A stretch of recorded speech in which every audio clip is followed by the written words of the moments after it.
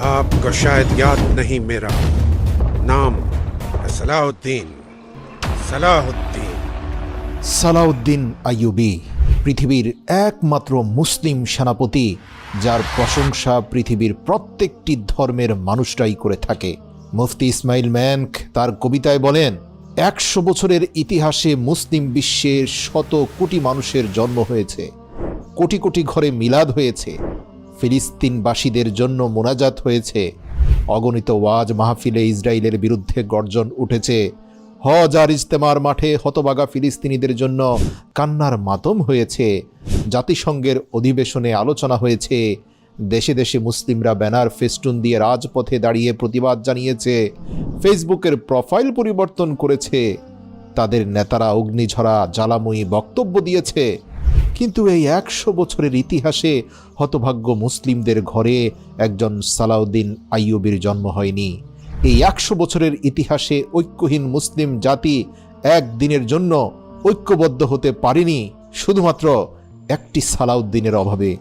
কে ছিল সেই ঐতিহাসিক সালাউদ্দিন, যার প্রশংসা খ্রিস্টান, ক্রুসেডার, ইয়াহুদি, হিন্দু, বৌদ্ধ, নাস্তিক, আস্তিক সবার মুখে মুখে? কি তার ইতিহাস?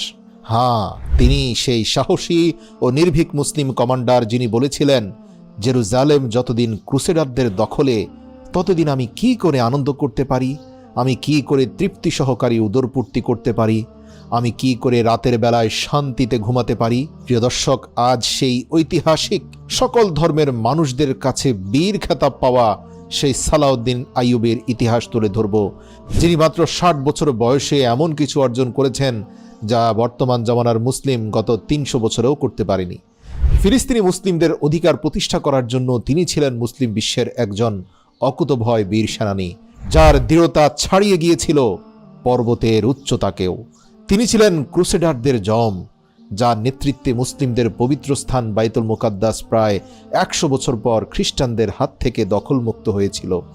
তিনি জীবনভর পশ্চিমা শক্তির বিরুদ্ধে লড়াই করেছিলেন, অথচ তার বিরল ব্যক্তিত্বে মুগ্ধ হয়ে পশ্চিমা ইতিহাস তাকে স্থান দেয় এক সমীহ জাগানো আদর্শ সমর নায়ক হিসাবে।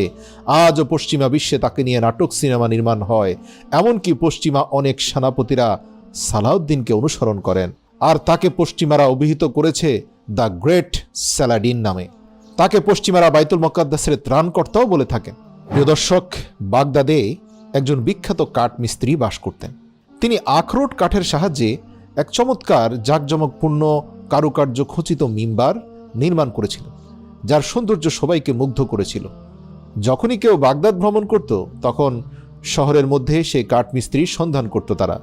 কেউ কেউ তাকে অনুরোধ করত, মিম্বারটি আপনি আমাদের কাছে বিক্রি করে দিন, যেন আমরা একে কোনো মসজিদে স্থাপন করতে পারি। কিন্তু তিনি সবাইকে একটি কথাই বলতেন, আমি এই মিম্বার বাইতুল মুকাদ্দাসের জন্য নির্মাণ করেছি। এটা এমন এক সময়ের কথা যখন মধ্যপ্রাচ্যে মুসলিম শক্তিগুলো নিজেদের মধ্যে রক্তক্ষয়ী সংঘর্ষে লিপ্ত।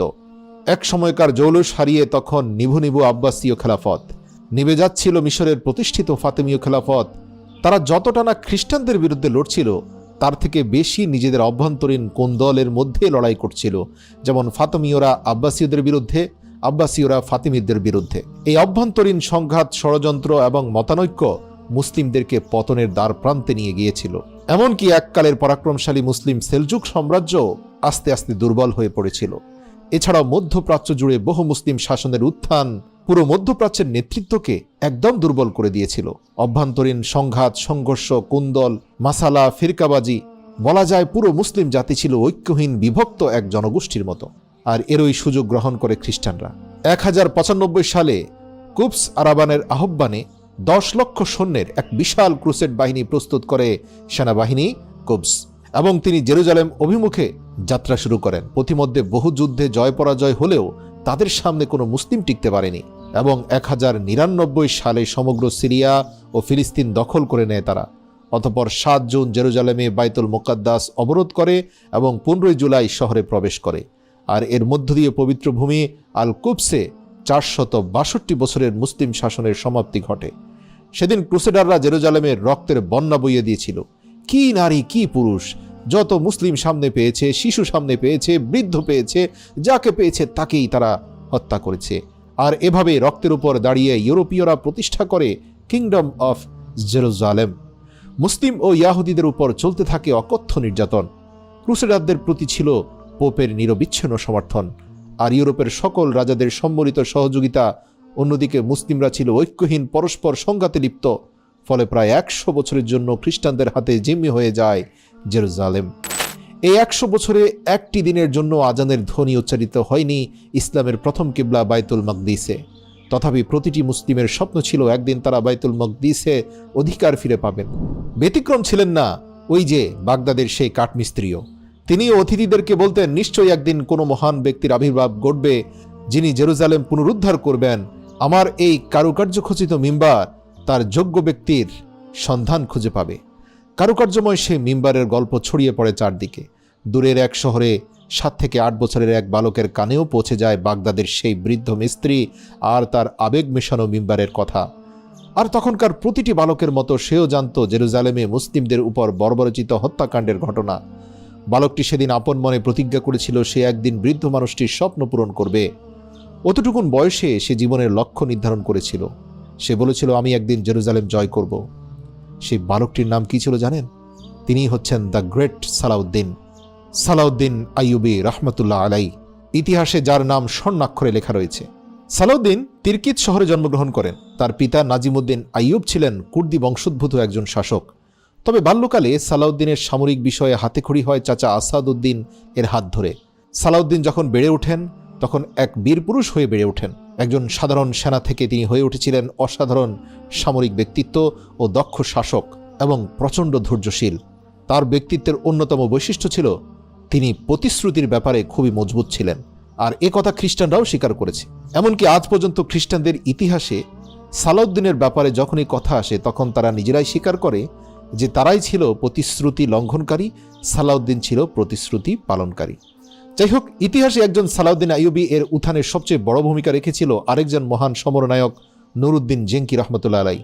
নুরুদ্দিন ছিলেন জেঙ্কি বংশের সুলতান। তিনি সমস্ত তুর্কি শাসকদেরকে তার অধীনে ঐক্যবদ্ধ করেছিলেন। বিচ্ছিন্ন মুসলিম বিশ্বের ঐক্যকে তিনি যতটা সম্ভব ফিরিয়ে এনেছিলেন। তিনি বুঝতে পেরেছিলেন এভাবে ফাতেমি আব্বাসীয়দের সংঘাত, সংঘর্ষ, অভ্যন্তরীণ কোন্দল, ফতুয়াবাজি, মুসলমানদের মধ্যে বিভক্তি, এসবকে যারা উস্কে দিবে তারাই মূলত মুসলিমদের শক্তিকে ক্ষয় করবে। এখন প্রয়োজন ঐক্যের, এখন প্রয়োজন কালেমার পতাকায় আশ্রয় নেওয়ার। তিনি ক্রুসেডারদের হাত থেকে মধ্যপ্রাচ্যের বহু শহর পুনরুদ্ধার করেছিলেন। তার শক্তি একটাই ছিল, তিনি ঐক্যের ডাক দিতেন। তার সাথে ভিন্নমত পোষণকারী মুসলিমদেরকেও বুকে টেনে নিতেন আর বলতেন, কেন নিজেদের মধ্যে মতানৈক্য করছো? আসো বুকে বুক মিলাই, হাতে হাত মিলাই, লা ইলাহা ইল্লাল্লাহর পতাকা তলে আশ্রয় নিয়ে মুশরিকদের বিরুদ্ধে লড়াই করি। তার এই স্লোগান জনপ্রিয়তা পেয়েছিল। অধিকাংশ মুসলিমরাই তার ডাকে সাড়া দিয়েছিল। আর তার হাত ধরেই বিকশিত হয়েছিল সালাউদ্দিনের সামরিক প্রতিভা। সেই নুরুদ্দিন জেঙ্কির শাসনামলে জেরুজালেমকে কেন্দ্র করে ক্রুসেডাররা গোটা মধ্যপ্রাচ্যে তাদের আধিপত্য বিস্তার করার চেষ্টা করছিল। 1158 সালে তারা মিশরের রাজধানী কায়রোতে পর্যন্ত আক্রমণ করে বসে। মিশরে তখন শাসন করছিলেন ফাতেমীয় খলিফা আল আদিদ। ক্রুসেডারদের মোকাবেলায় তিনি নিজেকে অসহায় অনুভব করেন। তখন নুরুদ্দিন জেঙ্কির সাহায্য প্রার্থনা করেন। নুরুদ্দিন তাতে সাড়া দিয়ে সালাউদ্দিন আইয়ুবীর চাচা আসাদউদ্দিন শিরকোর নেতৃত্বে সেনাবাহিনী পাঠিয়ে দেন। সেই সেনাবাহিনীতে শিরকোর বিশ্বস্ত সহযোগী ছিলেন তার তরুণ ভাতিজা সালাউদ্দিন আইয়ুবী। ইতিহাস বলে আসাদউদ্দিন শিরকো শুধু নামকা ওয়াস্তে ছিলেন, মূল সেনা ছিলেন সালাউদ্দিন আইয়ুবী। এই বাহিনীতে কৌশলী ভূমিকা নিয়েছিলেন সালাউদ্দিন। তার দক্ষ নেতৃত্বে ক্রুসেডারদেরকে বিতাড়িত করতে সক্ষম হন মিশর থেকে। অতপর শিরকোকে মিশরের উজির হিসাবে নিয়োগ দেওয়া হয়। অল্পদিন পর বৃদ্ধ চাচা শিরকো মৃত্যুবরণ করলে তার একান্ত সহযোগী ভাতিজা সালাউদ্দিনকে দেয়া হয় উজিরে মিশরের দায়িত্ব। এরও কিছুকাল পর ফাতেমীয় খলিফা আল আদিদ মারা যান। নুরুদ্দিন এর নির্দেশে সালাউদ্দিন তখন মিশরের ক্ষমতা দখল করেন এবং ফাতেমীয় খেলাফতের বদলে আব্বাসীয় খেলাফতের প্রতি আনুগত্য ঘোষণা করেন। তিনি এক হাতে মিশরে ফাতেমীয়দের বিদ্রোহ দমন করেন, অন্য হাতে উদ্ভূত পরিস্থিতিতে খ্রিস্টানদের ষড়যন্ত্র প্রতিহত করেন। অসামান্য দক্ষতা ও নেতৃত্ব গুণের কারণে মাত্র 31 বছর বয়সে মিশরে নিজের শাসন সুপ্রতিষ্ঠিত করেন সালাউদ্দিন আইয়ুবী। এরই মধ্যে একদিন দুঃসংবাদ পৌঁছালো, সুলতান নুরুদ্দিন জেঙ্গি রহমতুল্লাহ আলাইহিকে আতাতায়ীরা হত্যা করেছে। নুরুদ্দিন এর এই অপ্রত্যাশিত মৃত্যু সালাউদ্দিনকে মানসিকভাবে হতবিহ্বল করে দেয়। কেননা ওই সময় মুসলিম বিশ্বের ঐক্য প্রতিষ্ঠাকারী একমাত্র সেনাপতির নাম ছিল নুরুদ্দিন জেঙ্কি রহমতুল্লাহ আলাই, যার অধীনে মুসলিমরা ঐক্যের পথে সুগম হয়েছিল। আর খ্রিস্টানরা তাকে চক্রান্ত করে হত্যা করার পর সালাউদ্দিন আইয়ুবী রহমতুল্লাহ আলাই মানসিকভাবে ভেঙে পড়েন। নুরুদ্দিনের মৃত্যুর পর সালাউদ্দিন তার সামনে নেতৃত্বের তীব্র শূন্যতা অনুভব করলেও আস্তে আস্তে নিজেকে সামলে নেন। অতঃপর নিজের পথ নিজেই রচনা করে নেন। গাজী সালাউদ্দিন আইয়ুবী সিদ্ধান্ত নেন এখন তাকে পুরো মুসলিম বিশ্বের দায়িত্ব নিতে হবে। আর ইতিহাস বলে এর পরের মাত্র ১৩ বছরে তিনি মিশরের পাশাপাশি সিরিয়া, মেসোপটেমিয়া, হেজাজ, ইয়েমেন ও উত্তর আফ্রিকার অধিকাংশ এলাকায় তিনি নিজের শাসন সুপ্রতিষ্ঠিত করেন। তিনি গড়ে তোলেন তৎকালীন বিশ্বের সবচেয়ে বড় মুসলিম সেনাবাহিনী, যাদেরকে ১০০ বছরের ইতিহাসে কেউ পরাজিত করতে পারেনি। এর বাইরেও অসংখ্য অনিয়মিত বাহিনী গড়ে তুলেছিলেন, যারা উম্মার যে কোনো প্রয়োজনে নিজেদের জীবন সম্পদ উৎসর্গ করে যুদ্ধের ময়দানে সামিল হওয়ার জন্য প্রস্তুত ছিল।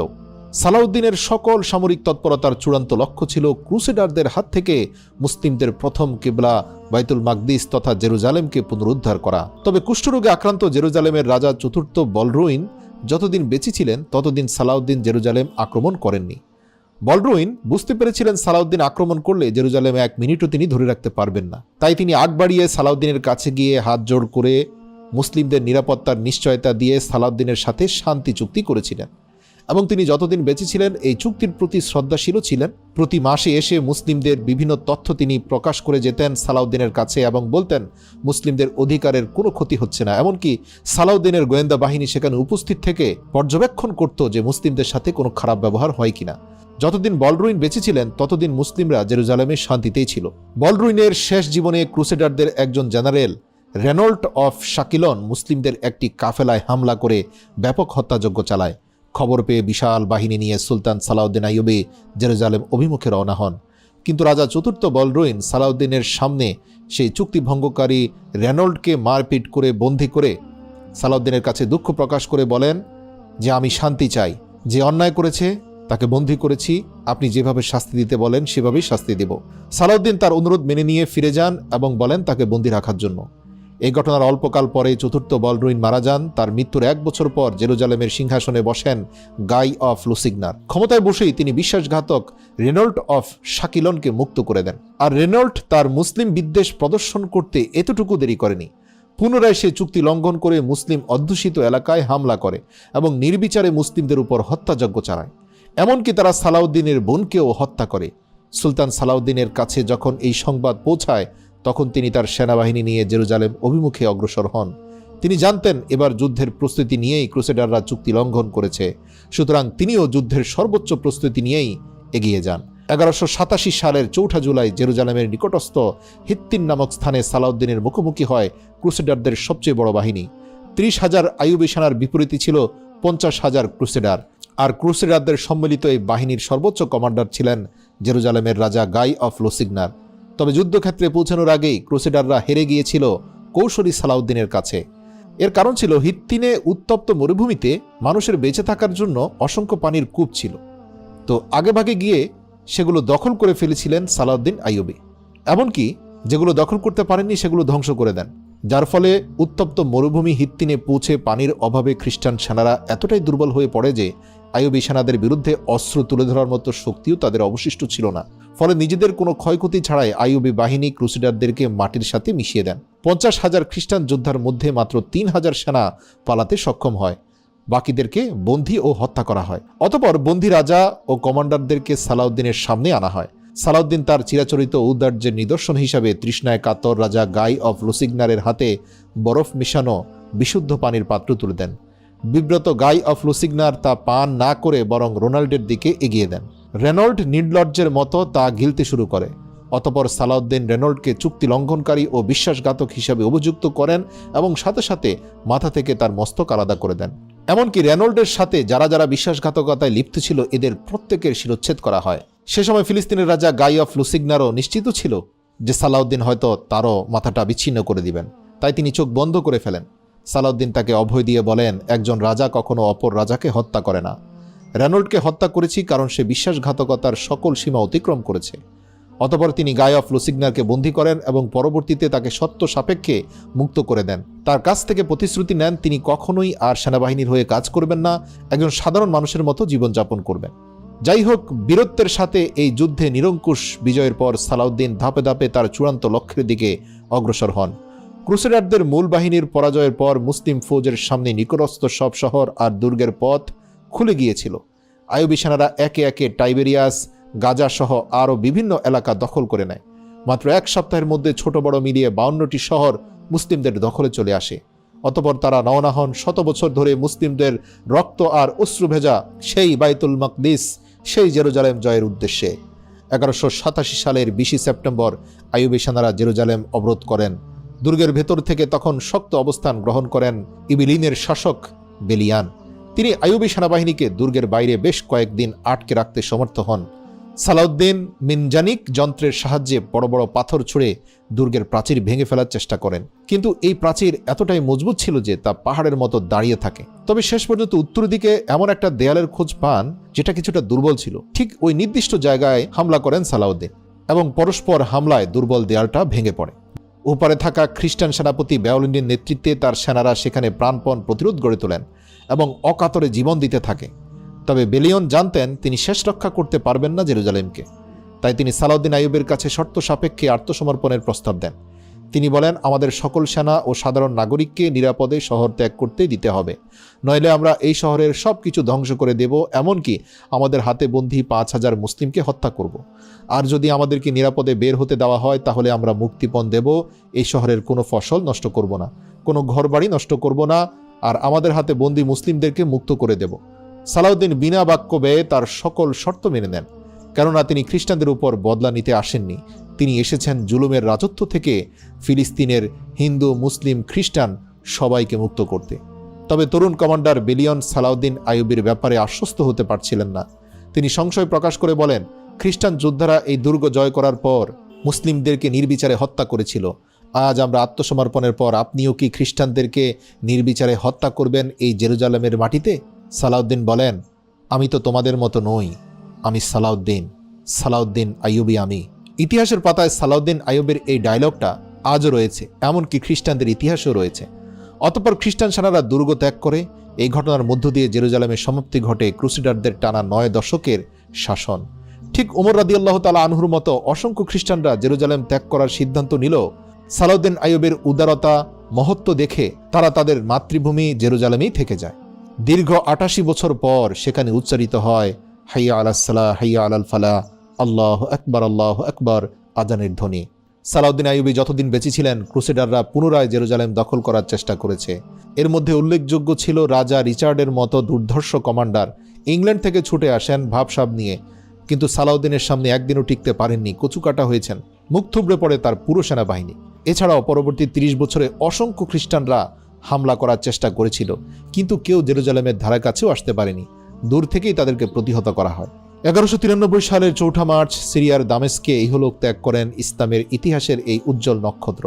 মৃত্যুর সময় তার ব্যক্তিগত সম্পদ বলতে ছিল মাত্র 1টি স্বর্ণ মুদ্রা আর 40টি রূপার মুদ্রা, অথচ তিনি ছিলেন তৎকালীন বিশ্বের সবচেয়ে দাপটে শাসক। সারা জীবনের অর্জিত সম্পদ তিনি মানুষের কল্যাণে ব্যয় করেছিলেন। সালাউদ্দিন তার জীবনের লক্ষ্য একটি নির্ধারণ করেছিলেন, মানুষের মধ্য থেকে জুলুমের অবসান ঘটিয়ে ন্যায় বিচার প্রতিষ্ঠা। তিনি প্রতিশ্রুতি ভঙ্গ করাকে সবচেয়ে ঘৃণা করতেন, আর প্রতিশ্রুতি ভঙ্গকারীদেরকে তিনি সরাসরি মৃত্যুদণ্ড দিতেন। তিনি ছিলেন মুসলিম উম্মার প্রতি প্রতিশ্রুতিশীল একজন নেতা, অনুকরণীয় শাসক আর দিগ্বিজয়ী সেনাপতি। তার জনগণ আর সেনারা তাকে নিজের প্রাণের চেয়েও বেশি ভালোবাসত। ইতিহাস বলে সালাউদ্দিনকে অসংখ্য যুদ্ধে মারার জন্য বড় বড় পরিকল্পনা করা হয়, কিন্তু তার আশপাশে থাকা সেনারা নিজেদের জীবন থেকেও সালাউদ্দিনের জীবনকে অনেক বেশি ভালোবাসত বলেই সালাউদ্দিন পর্যন্ত কোনো তীর বা ধনুক পৌঁছাতে পারেনি। তিনি দেখিয়েছিলেন কিভাবে একজন ভালোবাসার নেতা হতে হয়, কিভাবে একজন মুসলিমকে নিজের জীবনের লক্ষ্য নির্ধারণ করতে হয়, আর সেই লক্ষ্য অর্জনের জন্য জীবনভর সংগ্রাম করতে হয়। ক্রুসেডাররা যখন জেরুজালেম দখল করেছিল তখন তারা বাইতুল মুকাদ্দাস থেকে কেবল মুসলিম নয়, ইয়াহুদীদেরকেও উচ্ছেদ করেছিল।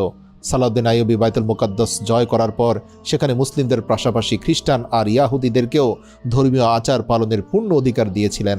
এমনকি তারা এতটাই খুশি হয়েছিল যে নিজের মুখে স্বীকার করেছিল, আজ আমরা খ্রিস্টান শাসনে থাকাকালীন সময়ে যতটা না ভালোভাবে খ্রিস্টান ধর্ম পালন করেছি, সালাউদ্দিন আইয়ুবীর নেতৃত্বে আমরা আমাদের ধর্ম আরেকটু শান্তিপূর্ণভাবে পালন করতে পারছি। অথচ সেই পবিত্র ভূমিতে সেই ইয়াহুদীদের হাতেই মুসলিম নিধন চলছে গত প্রায় 100 বছর ধরে। এই 100 বছরের ইতিহাসে মুসলিম বিশ্বের 100 কোটি মানুষের জন্ম হয়েছে। পৃথিবীর বিভিন্ন প্রান্তের মানুষ ফেসবুকের প্রোফাইল পরিবর্তন করছে, স্ট্যাটাস দিচ্ছে, আবেগঘন ওয়াজ মাহফিল হচ্ছে, কিন্তু একজন সালাউদ্দিন আইয়ুবের অভাবে কার্যত কোনো প্রতিরোধ গড়ে উঠছে না।